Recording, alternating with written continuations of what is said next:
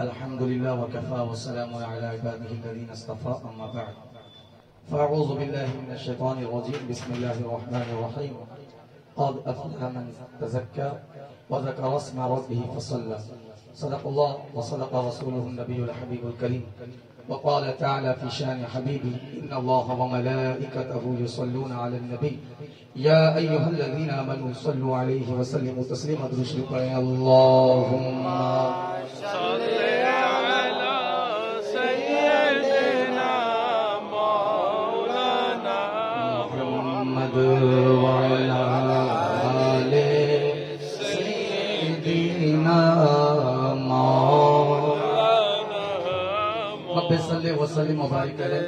چونکہ آج اس مبارک سے برکت حاصل کرنے کے لیے کھڑا ہوا ہوں. پیارے حاضرین، جس آیت پاک کا میں نے تلاوت کرنے کا شرف حاصل کیا ہے بہت ہی مشہور و معروف سورۃ الاعلیٰ کی آیت کریمہ ہے. دو آیت میں نے پڑھی ہے. اللہ رب العالمین ارشاد فرماتا ہے قد افلح من تزکى. کامیاب وہ بندہ. اب اگر ہم سوال کریں اپنوں سے کون ہے کامیاب آپ کے نزدیک، تو کہو گے میرا پڑوسی. کیوں؟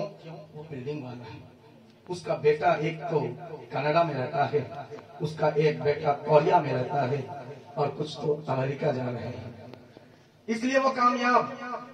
کسی اور سے ہم نے پوچھا کامیاب کون ہے بتاؤ تمہارے نزدیک؟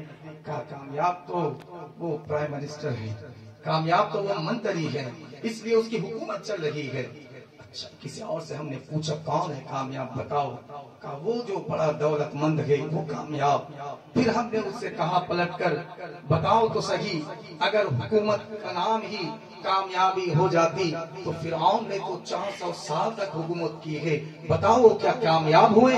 حالانکہ جہنمی تو لسٹ میں اس کا نام لیا جاتا ہے، وہ کہاں کامیاب ہوا ہے؟ اگر مال و دولت کے نام ہی کامیابی ہو جاتی تو بتاؤ شداد جس نے جنت تو نہیں، جنت کے بارے میں سن کر ویسا محل بنا چکا تھا، اس سے زیادہ دھن و دولت، قارون سے زیادہ دھن و دولت اور کس کے پاس تھی؟ کیا وہ کامیاب ہو گئے؟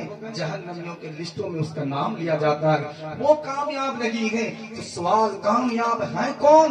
تو قرآن سے پوچھو. قرآن کہتا ہے قد افلح من تزکا. ارے کامیاب تو وہ بندے ہیں جس نے اپنے نفس کو پاک اور صاف کر لیا.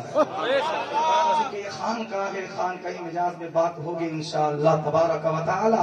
آج یہ دنیا جو ایسی چل رہی ہے، آج دنیا تو وہی ہے، زمین بھی وہی، آسمان بھی وہی، لیکن لوگ ایسے ایسے مزاج کے ہو گئے ہیں. پیارے، جب تک یہ دل صاف نہیں ہوگا تب تک کچھ نہیں ہوگا. ہم سمجھ لیں کہ ساری رات نماز پڑھ لیں، سمجھ لیں کہ ساری رات قرآن تلاوت کر لیں، ہم نے خیرات بھی بہت زیادہ کر لی ہے، ہم در بدر پھر بھی رہے ہیں، یہاں وہاں سب جگہ چلے گئے ہیں، لیکن اگر آپ کا یہ چھوٹا سا دل جو ہے، ایک گوشت کا جو لتھڑا ہے، اگر وہ گندا ہے، آپ کے سارے اعمال بیکار، آپ کی ساری نسبتیں بیکار ہیں. اسے صاف کرنا ہے. جب یہ دل صاف ہوگا نا، جب تک دل صاف نہیں ہوگا. ہم نے یہاں علماء سے بھی نماز کے بارے میں بھی سنا ہے.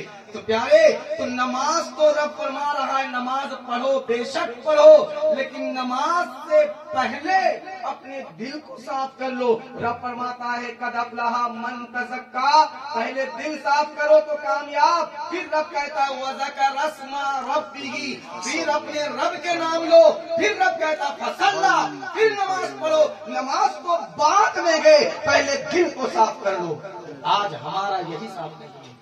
پھر ہم دوسروں کو دوش دے رہے ہیں، پھر ہم دوسروں کی طرف تانا زنی کر رہے ہیں کہ فلاں ایسا ہے، فلاں ایسا ہے، وہ مجھ سے دشمنی کرتا ہے، وہ مجھے دیکھ کر سلام نہیں کرتا. پیارے، تو آپ کیا کر رہے ہو؟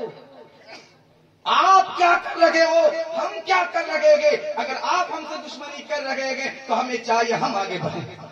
آپ ہمیں سلام نہیں کرتے تو ہمیں چاہیے ہم آپ کو سلام کریں. یہ کہاں کا حق ہے؟ یہ کہاں کا حق ہے کہ ہمیشہ چھوٹا ہی سلام کریں؟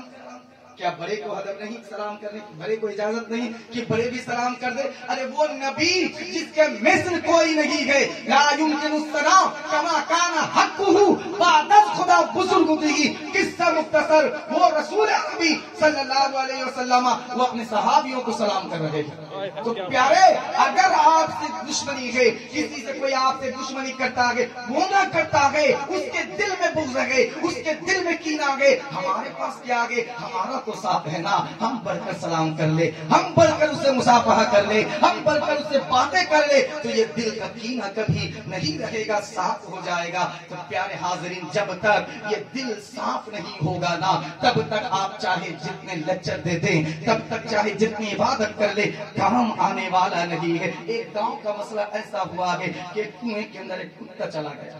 اب جب کتا گیا تو کنویں کا مسئلہ یہ ہے کہ یہ کتے کو نکالو، پھر اس میں سے 100-200 ڈول بالٹی ہم کو ہی پلائیں گے. تو پیارے جیسے ہی گلاس میں نکالا پانی کے سامنے رکھ دیا، یہ کیا ہے؟